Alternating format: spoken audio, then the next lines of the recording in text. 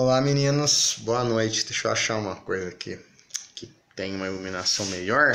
Sou meio atrapalhado com essas coisas. Acho que aqui vai dar.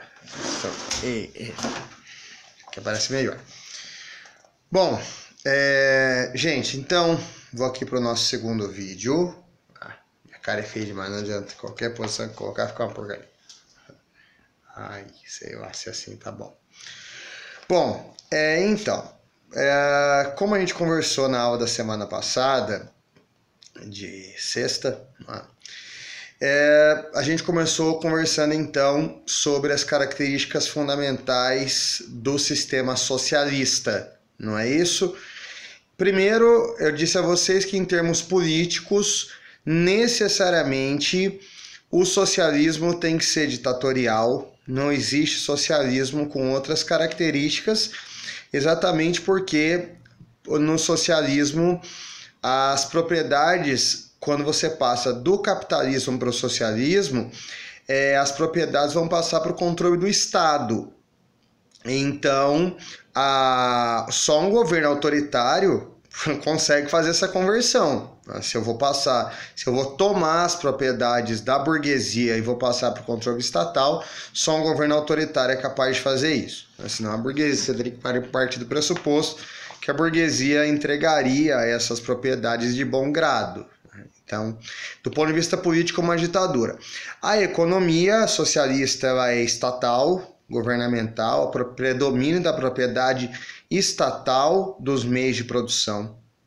Em termos sociais, é para isso que o socialismo foi pensado. Você tem uma sociedade igualitária, onde não há disparidades sociais, que é exatamente o que marca o capitalismo e o que motivou, inclusive, as críticas de Marx e tal contra o sistema capitalista. Tá? Então, política ditatorial, economia estatal e sociedade igualitária. Bom, nós discutimos também... deixa eu ir me organizando aqui. A gente discutiu também uma... eu sempre vou me desorganizar aqui, viu, gente? Essa parte de filmagem pra mim é uma porcaria. Sei lá se assim vai ficar bom. A gente discutiu também a questão que envolve a questão das divisão internacional do trabalho. Isso é uma coisa super importante. Eu defini com vocês que divisão internacional do trabalho diz respeito em cada época da história, você consegue perceber papéis econômicos bastante distintos dos países no comércio internacional. Então, você tem aí a chamada antiga divisão internacional do trabalho, a antiga DIT, que é aquela que corresponde ao período da Guerra Fria, portanto, do período que vai de 1945 a 1991. Bom, nessa antiga DIT nós temos aí os três mundos. O primeiro mundo, marcado pelos países capitalistas desenvolvidos, portanto, aqueles que eram produtores de produtos industrializados. O terceiro mundo, que era marcado pelos países capitalistas de economia atrasada, então, cuja base econômica era a produção de matérias-primas exportadas para os países do primeiro mundo. Então, o primeiro mundo exportava produtos industrializados e o terceiro mundo exportava matérias-primas. Como as matérias-primas têm um valor agregado menor do que os produtos industrializados, então você tem claramente uma transferência de dinheiro do terceiro mundo para o primeiro mundo. Então o primeiro mundo foi ficando cada vez mais rico e o terceiro mundo cada vez mais atrasado economicamente. Então as disparidades econômicas entre o primeiro e o terceiro mundo foram ficando cada vez maiores durante essa antiga DIT. E o segundo mundo era o mundo socialista. Bom, e esse é o período da Guerra Fria, que a gente pode chamar de mundo bipolar, etc. e tal. não cabe, né, no meu entendimento, nesse momento, uma discussão profunda sobre Guerra Fria, apesar de você encontrar nos exercícios uma questão que trate disso. Né? Uma aula de Guerra Fria envolve uma reflexão muito mais profunda, tá? Mas que vai aparecer em outro momento. Tá? Aqui, para mim, é muito mais um momento de pensar a antiga divisão internacional do trabalho, que vai acabar, então, em 91, né, com o final da Guerra Fria, com o fim da União Soviética. Até marquei para vocês que alguns autores marcam o final da Guerra Fria em 1989, que é a queda do Muro de Berlim, que dividia as duas Alemanhas, né, a Alemanha socialista e a Alemanha capitalista. Por isso que eu insisto, né, preocupar-se agora com a discussão de Guerra Fria é ter que discutir uma série de coisas que não cabem nesse momento. O que é Muro de Berlim? Por que ele foi construído? Aí teria que discutir conceitos como cortina de ferro, divisão de Europa, enfim, é muita coisa que não cabe agora. Agora é uma aula de capitalismo, socialismo e tal. Por mais que quando você for fazer a leitura do texto, você vai encontrar inferências sobre a Guerra Fria, né? Eu insisto que não é o momento ainda de aprofundamento nesse tópico, tá bom? O que mais? Então você tem em 91 aí, 89, a queda do Muro de Berlim, que era um símbolo da Guerra Fria, quando a Alemanha foi reunificada, mas oficialmente o final da Guerra Fria aí com a queda da União Soviética, né? O fim da União Soviética em 1991, alguém até falou aí na sala, né? Com o governo do Mikhail Gorbachev, que foi o último presidente soviético. E aí você não tem mais a Guerra Fria, a União Soviética deixa de existir, e junto com ela, os países que eram socialistas, eles foram abandonando o sistema. Se a grande matriarca do socialismo abandonou o sistema, os demais países também o fizeram. À exceção de 4, Cuba, Vietnã, Coreia do Norte e China, os outros todos abandonaram. Você tinha aí a Europa Oriental toda socialista, países como Bulgária, Romênia, Polônia e afins, países asiáticos e tal, esses países todos foram abandonando o sistema. E aí então você não tem mais por que falar em segundo mundo. Então até disse para vocês que aí na nova divisão internacional do trabalho, o segundo mundo deixa de existir. O primeiro mundo você passa a tratar como países desenvolvidos, que são os países capitalistas, né, mais fortes, de condomínio tecnológico e tal. E o terceiro mundo, que eram os países capitalistas atrasados e que, portanto, tinham a sua base econômica na exportação de matérias-primas, você subdivide esse grupo. Tá? De um lado, aqueles que vão manter essa característica básica do terceiro mundo, antigo terceiro mundo, que é a exportação de matérias-primas, aos quais eu vou chamar agora de países subdesenvolvidos, e um grupo, né, que vinha já se diferenciando e que vinha se modernizando com a industrialização, uma industrialização muito baseada na presença de multinacionais, e aí grupo do qual o Brasil participa, que são os países subdesenvolvidos industrializados, emergentes ou em desenvolvimento, que são países que, apesar de apresentarem os problemas tradicionais do subdesenvolvimento, problemas como concentração de renda, problemas de fome, concentração fundiária, problemas de saúde, educação, segurança pública, né? Mais especialmente essa semana essa discussão está muito forte, aí por conta da intervenção do governo federal no Rio de Janeiro, problemas dessa natureza, mas que apresentaram aí, sobretudo a partir dos anos 70, isso não era uma coisa que aconteceu necessariamente nos anos 90, era uma coisa que já vinha acontecendo, né, nos últimos, pelo menos nos 20, 30 anos ainda na Guerra Fria.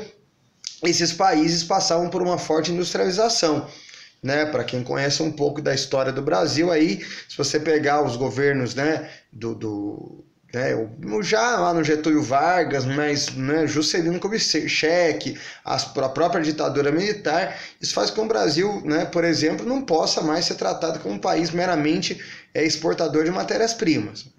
Você cria aí então os países emergentes. E aí a gente até comentou que nesses países você tem,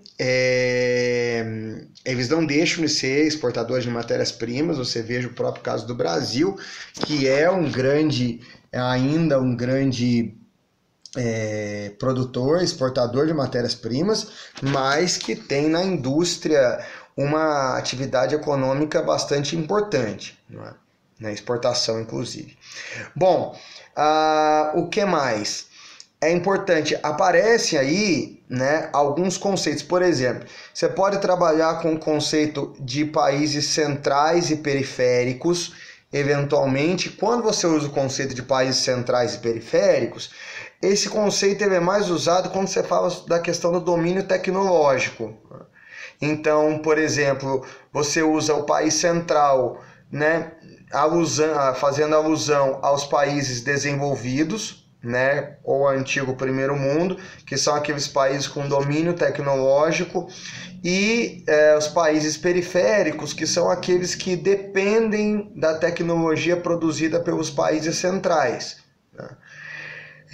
Alguns falam, por exemplo, de conflito norte-sul, porque se você observar no mapa mundi, a maioria dos países de economia desenvolvida se concentram no hemisfério norte, à exceção da Austrália e da Nova Zelândia. Tem um mapazinho que você vê que vem assim, uma linha, né, mostrando os países de economia desenvolvida, e depois essa linha faz assim, né, para pegar a Austrália e a Nova Zelândia, que ficam lá na Oceania. Então alguns falam de conflito norte-sul para mostrar isso, né, que a maioria dos países desenvolvidos está concentrada, a maioria deles estão no hemisfério norte, e os países subdesenvolvidos e emergentes estão no hemisfério sul. Bom, o que mais? Bom, a nova divisão internacional do trabalho, se a antiga DIT estava associada estava associada ao período da Guerra Fria, a nova DIT está associada à globalização, ou nova ordem mundial, que é a mesma coisa, né? Que é o momento então da ordem multipolar, que você tem vários povos de poder econômico, você tem a formação dos blocos econômicos, mas insisto, né? Embora você tenha aí inferências ao longo do texto do material sobre blocos econômicos, etc e tal, ainda não é uma discussão central da aula, tá? Senão você vai ficar pensando, nossa, mas tinha que ter falado de União Europeia, de NAFTA, não sei o que. Não, gente, tem um momento apropriado para isso, tá bom? Mas saber que a nova DIT corresponde ao período da globalização, tá? Isso. Bom, dando uma olhada nos exercícios, né?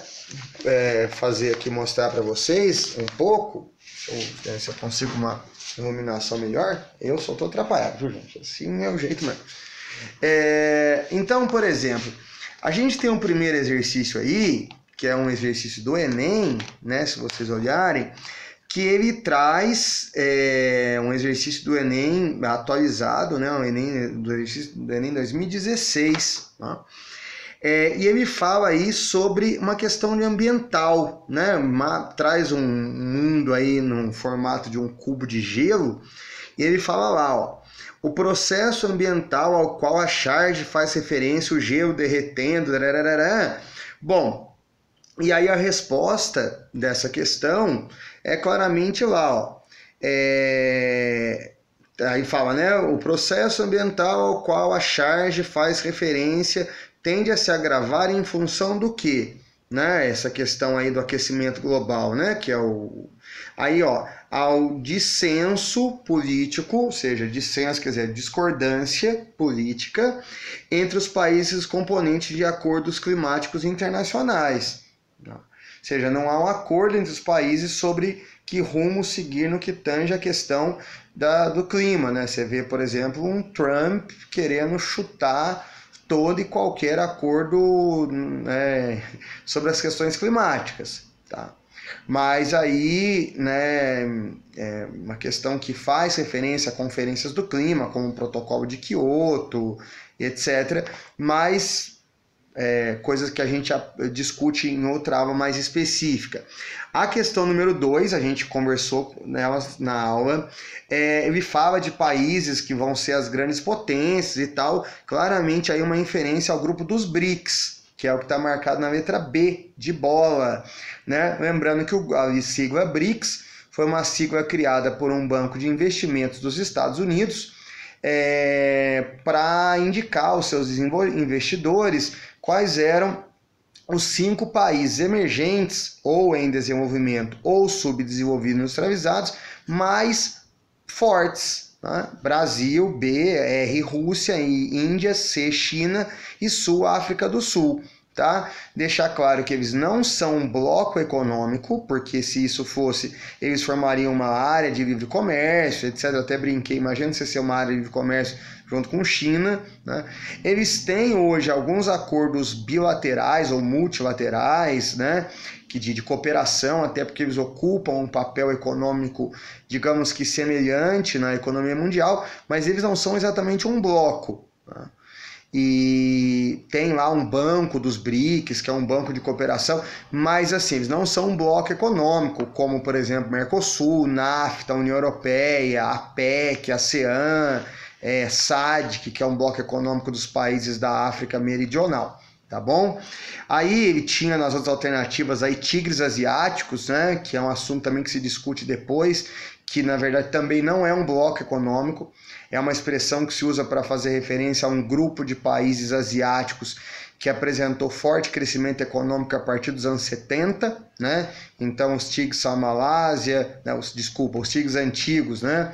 Hong Kong, Taiwan, Singapura e Coreia do Sul, os novos tigres Malásia, Indonésia e Tailândia, e os novíssimos tigres, né? A gente considera aí o Timor-Leste e o Vietnã, né? A ideia do tigre, porque são países, e no caso só um detalhezinho para ser geograficamente preciso, considerar que Hong Kong não é exatamente um país, né? Hong Kong é uma cidade chinesa que no período de 1842 até 1997 foi possessão britânica na China, tá? Então, apesar de ser um território chinês, tem aí uma história um pouco particular.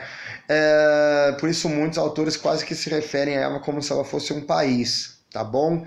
Mas então os tigres, a ideia é porque eles tiveram um rápido crescimento econômico, são novos países industrializados. Até comentei com vocês que a letra C poderia quase ser tratado como um sinônimo aí da letra A. São plataformas de exportação, essa é uma outra expressão que se usa muito quando você vai falar dos tigres asiáticos, porque eles têm uma das características que eles têm mão de obra barata, são países litorâneos, então multinacionais usam esses países para produzir e exportar as suas mercadorias. A gente sempre usa como exemplo a Nike, que usa a Malásia, Hong Kong, Taiwan para produzir os seus tênis, que é muito mais barato que produzir nos Estados Unidos. Depois tem aí socialistas de mercado, que é um modelo econômico relativamente novo, que é uma espécie de mistura de socialismo com capitalismo, que é o que a China, por exemplo, faz, que você mantém a política ditatorial socialista de partido único, mas você introduz a economia de mercado dentro das suas práticas, né? E o NAFTA, que está marcado na letra E, é um dos blocos econômicos da globalização, tá? Junto com a União, que no caso é formado por Canadá, Estados Unidos e México. Tá? Bom, inclusive, na nossa conversa em aula, a gente marcou, deixou claro que essa questão dos blocos vai ser discutido depois. A questão número 3 tinha uma charge, né, também uma tira, né, desculpa, também uma questão do Enem 2016, e a resposta aí claramente é a letra E, né, o desconhecimento das etapas produtivas, um pouco a ideia da alienação do trabalhador, né, o trabalhador que não conhece as etapas produtivas, quando ele fala, quando eu me aposentar, não sei o que, eu vou conhecer as outras etapas da produção. O Marx falava muito isso, né? O trabalhador não conhece a produção e, portanto, ele não tem noção da exploração a qual ele é submetido, né? Esse não conhecimento ele chama de alienação. A número 4, gente, que é uma questão da Unesp, é uma questão muito de Guerra Fria, onde ele apresenta aí, no finalzinho, ele pergunta: assinale a alternativa que apresenta organizações associadas ao mundo bipolar dos dois povos, capitalismo e socialismo, Estados Unidos e União Soviética. Então, gente, essa aí é uma questão muito de Guerra Fria. E a resposta é o Pacto de Varsóvia, que era o bloco militar socialista, e a OTAN, que era o bloco militar capitalista, né? Diga-se de passagem, a OTAN, mesmo com o final da Guerra Fria, ela continua existindo, tá? Organização do Tratado do Atlântico Norte. Então são os blocos militares da época da Guerra Fria. A número 5 é o tal do conflito Norte-Sul que eu comentei com vocês, né? Tá vendo aí que mostra uma linha, e essa linha vai em direção ao sul para pegar a Austrália e a Nova Zelândia. Então a resposta é a letra B de bola, né? O norte rico e o sul pobre. A número 6, ele fala de atual ordem internacional, e a resposta é a letra B, que fala da terceira revolução industrial, avanço de globalização, formação de blocos e mercados regionais. A gente até comentou que a revolução industrial, eu falei isso para vocês na aula, que a revolução industrial tem 3 etapas. A primeira é a do século XVIII, a segunda é a do século XIX, aquela já é a expansão, né? E a terceira é a do mundo integrado, a do mundo da alta tecnologia. Então ele marca aí que do mundo atual. Então, avanço da terceira revolução industrial, avanço da globalização capitalista, os blocos econômicos regionais, né, NAFTA, Mercosul, União Europeia, etc. e tal, redefinição do mercado de trabalho. Aí é uma discussão que entrariam as novas relações de trabalho, a flexibilização das leis trabalhistas era uma reflexão que caberia também nessa questão número 6. Redefinição dos fatores de localização industrial. Essa é uma discussão que entra uma coisa que a gente chama de desconcentração industrial, né? Quando as indústrias, por conta das facilidades, por exemplo, de transporte de matérias-primas, eu não preciso mais ter indústrias fixadas nas áreas próximas às regiões produtoras de matérias-primas, porque antes não. Antes as indústrias elas eram fixadas em áreas pontuais onde havia produção de matérias-primas. Hoje, se eu tenho uma indústria de alta tecnologia que não necessariamente depende de matérias-primas em grande quantidade, então para que eu vou precisar ficar fixado em determinado lugar? A indústria hoje ela busca redução de custo.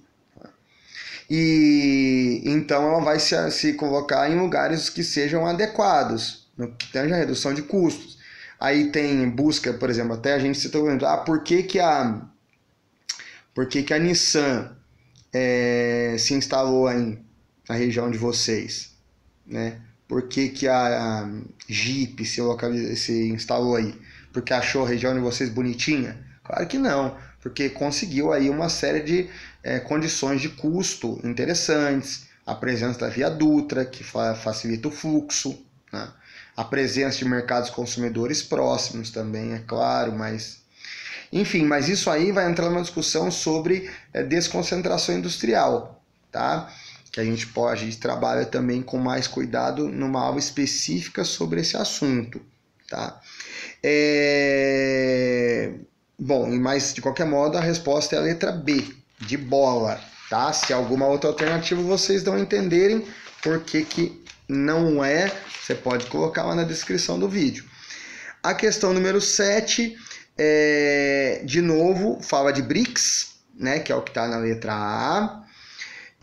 Na número 8, ele fala ele vai falar aí das políticas econômicas, que foi o que a gente conversou também né, lá no final da aula. Lembrando que as políticas econômicas correspondem, ao longo da história do capitalismo, às relações entre governo e economia, que variaram ao longo da história do capitalismo.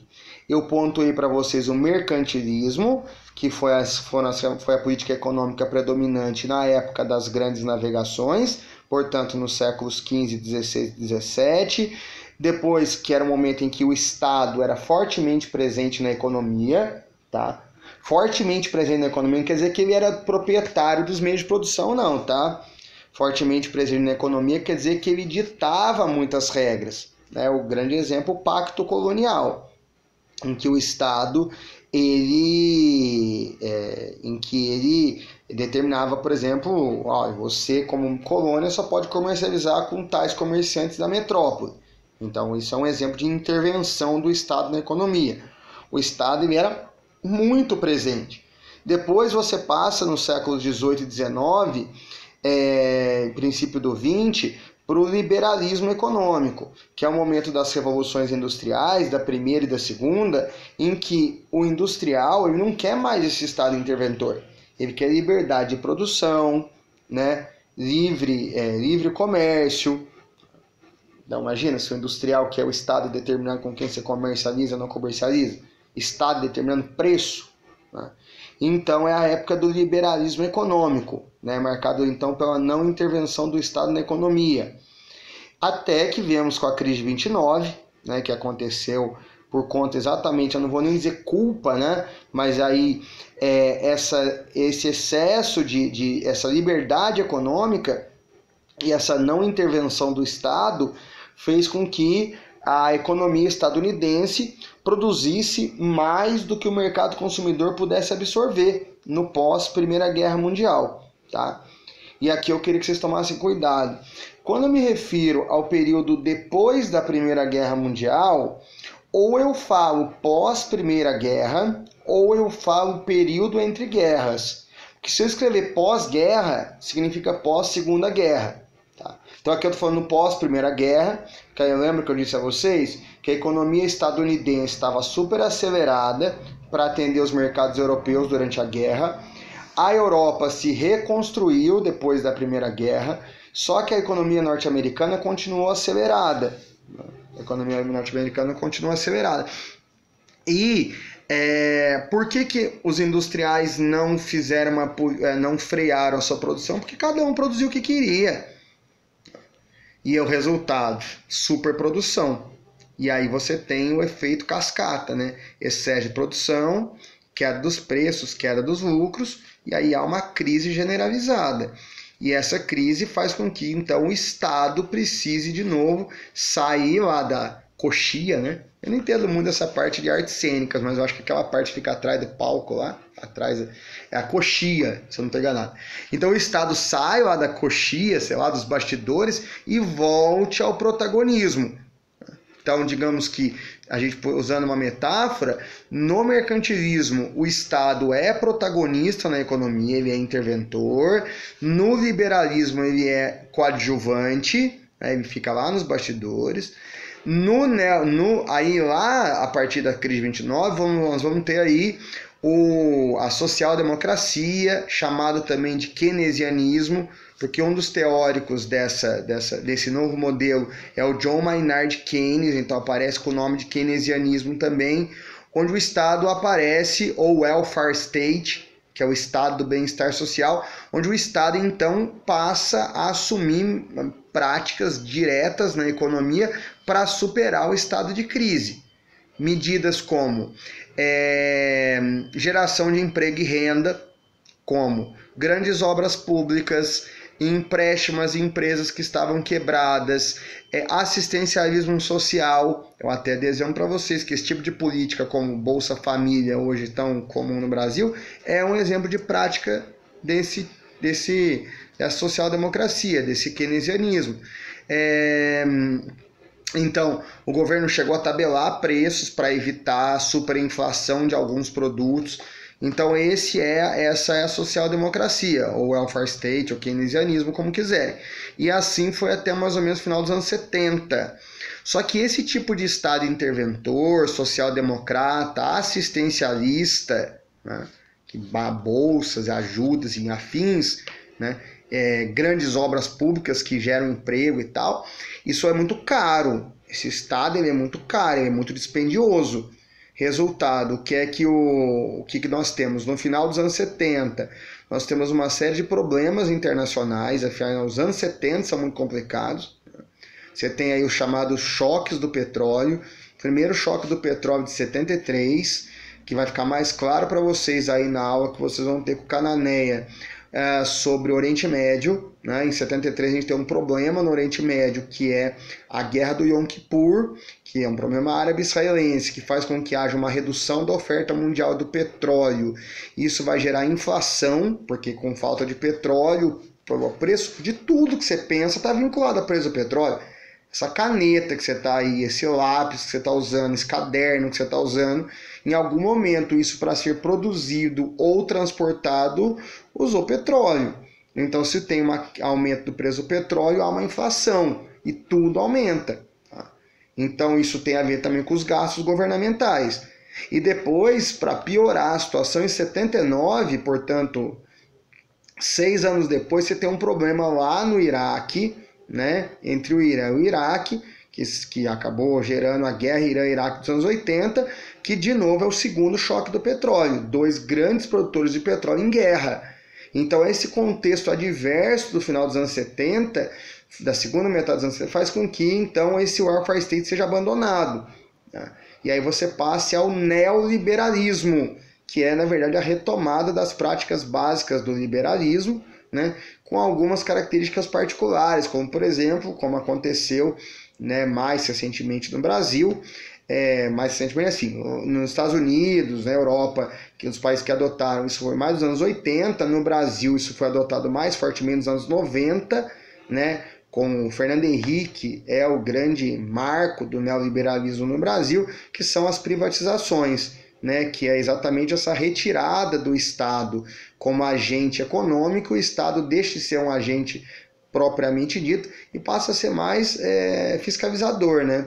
Então você pega o grande exemplo que a gente usa no Brasil, né, o governo antes ele tinha as empresas do setor de telecomunicações, né, e agora ele não tem mais, agora ele atua na Anatel, né, que é a Agência Nacional de Telecomunicações, como um regulador, fiscalizador, né? Só para citar como exemplo, tá bom?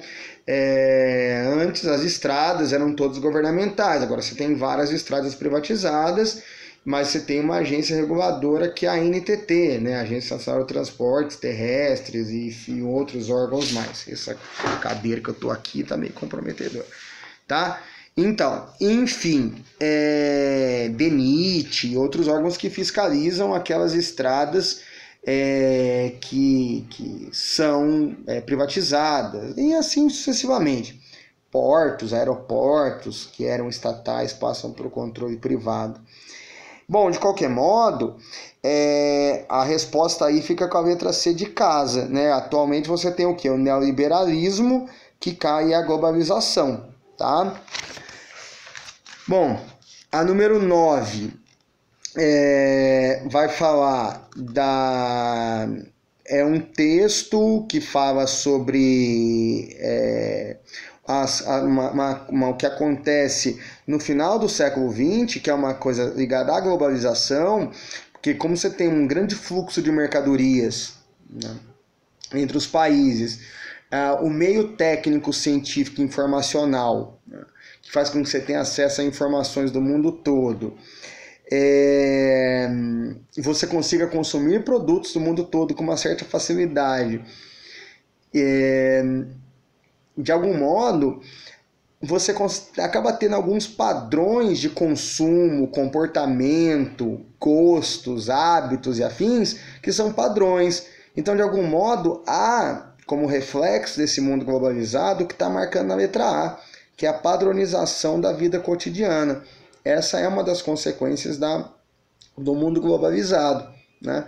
A gente sempre usa como exemplo McDonald's, né? Ou os fast foods de maneira geral, né? Você tem aí sim, cada vez você vê aquilo que é típico da culinária local dos países não é que isso perde importância, mas de algum modo esse padrão de consumo estadunidense, esse estilo de consumo estadunidense, ocupando espaço daquilo que antes era típico das culinárias regionais.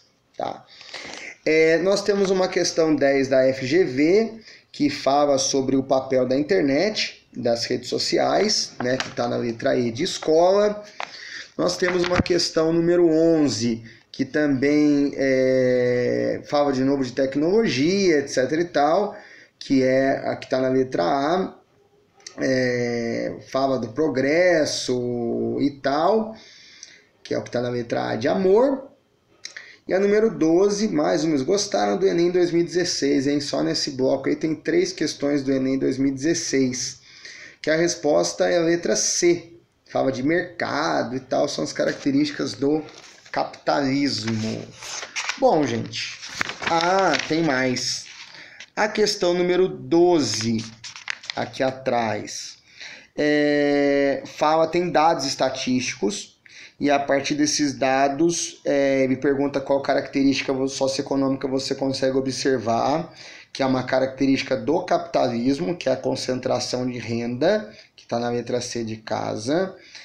E pronto, é isso, tá, gente? O vídeo ficou um pouco mais longo, né? Ficou com 30 e cacetada minutos, mas deu pra gente comentar tudo. Tá? Precisar de alguma coisa, põe no descritor do vídeo aí.